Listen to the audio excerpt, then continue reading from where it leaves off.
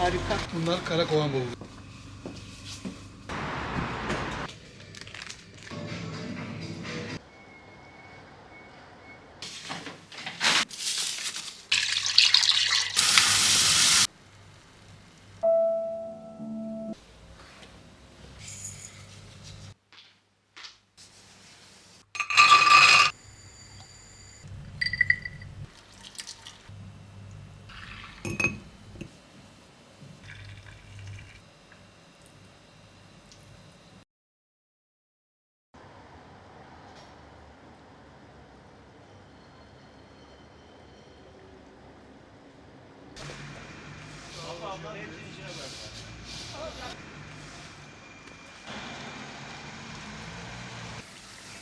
Abi nerede büyüyorsun bunları böyle ya?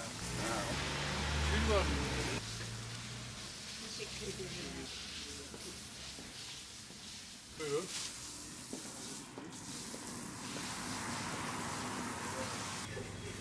Ben maya da alacaktım ama. Buyurun vereyim size. Bu da mayanız. Tamam. Bu da mayamız. Bunların hepsi maya. Bir göstereyim ben. Tabii göster, buyurun. Bunlar hep yoğurt mayaları değil mi? Evet. Böyle birer çorba kaşığı kadar. Evet. Bu kasap sucuğu. Harika. Ne kadar kilosu acaba? 800. 800 lira kilosu. Şu şöyle kaç gelir? 700 lira falan geliyor. 700 geliyor. Bunlar da hazır sütler. Tam yağlı. Tam yağlı Evet. süt. Jersey sütü. Jersey.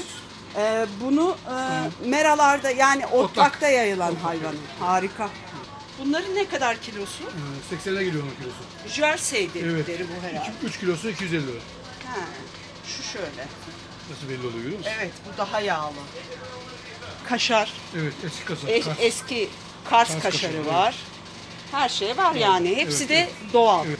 Evet. Bu da Kendi yoğurdumuzu yapıyoruz. kendi yoğurdunuz. Evet. Kendiniz yapıp Evet. böyle satıyorsunuz. Evet. 320 TL şu. Evet. Bunların hepsi çiftlik, doğal yumurta yani. Açıklar doğal yumurta. Evet. Evet, bunlar doğal yumurta. Gel abi gel. Şimdi burada ballar da var. Petek balları. Bunlar nereden? Bunlar Erzincan. Bunlar karakovan bulgur. O karakovan balı mı? Balı evet. Evet. Trabzon tarafı. Trabzon tarafında. Çok güzel. Doğal. Bunların nasıl kilosu ne kadar? Mesela o elinizdekinin fiyatı Kilosu 1000 lira. 1000 lira o değil mi? Kilosu 1000 lira evet. Ama bayağı da gider. Epey bir yenir. Güzel güzel evet. Arılar da geziyor böyle. Evet. Sütümüz tamam, yoğurdumuz da tamam. Teşekkür ederim. Hayırlı işler görüşmek üzere.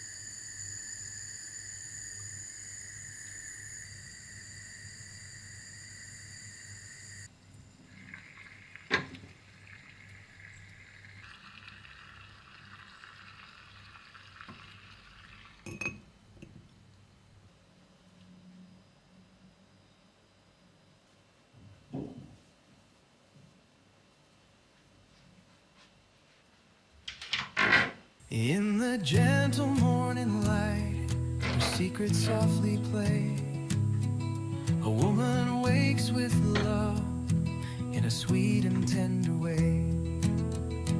Her heart sings a melody with whispers of delight. In the warmth of her home, everything feels right. With laughter in the kitchen, she brews the coffee slow. Her children dance around her like sunlight's golden glow. A symphony of joy in every little thing. In the embrace of her family, true happiness takes wing. Oh, she finds her